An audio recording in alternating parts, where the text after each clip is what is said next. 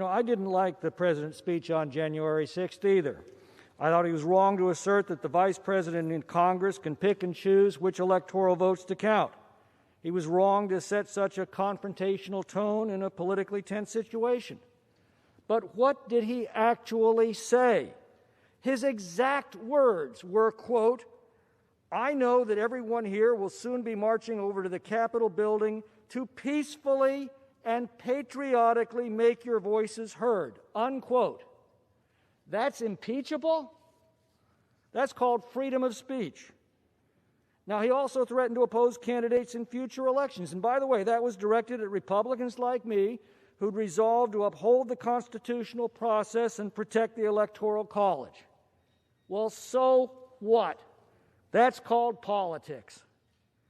If we impeached every politician who gave a fiery speech to a crowd of partisans, this Capitol would be deserted.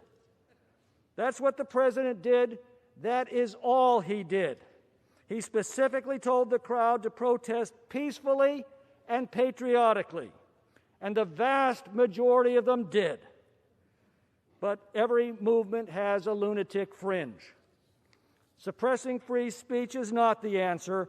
Holding rioters accountable for their actions is the answer. And we are. And if we'd prosecuted BLM and Antifa rioters across the country with the same determination these last 6 months, this incident may not have happened at all. Now, short of declaring war, the power of impeachment is the most solemn and consequential act that Congress can take.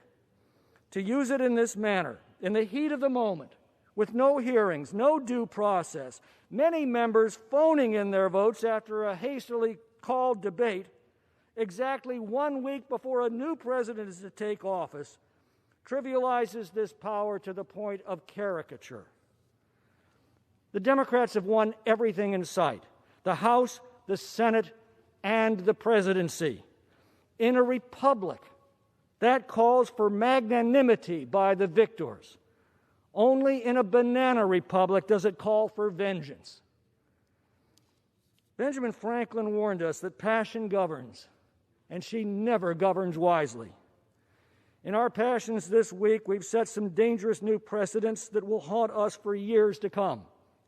Yesterday, we redefined intemperate speech as a physical incapacity requiring removal from office. Today, we define it as a high crime and misdemeanor.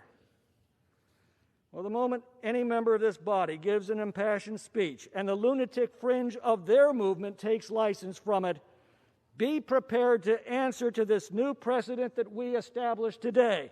Now, I could cite plenty of provocative speeches made by Democrats that directly preceded violence this summer, but we've already had enough of that.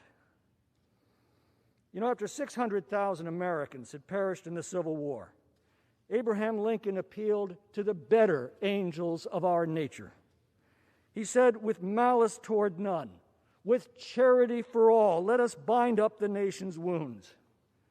Those words were so important to the unity of our nation, they're inscribed in marble at the Lincoln Memorial. I cannot think of a more petty, vindictive, and gratuitous act than to impeach an already defeated president a week before he is to leave office. President-elect Biden's promise to heal the nation becomes a hollow mockery in the harsh reality of this unconstitutional act. God help our country. The gentleman's time has expired.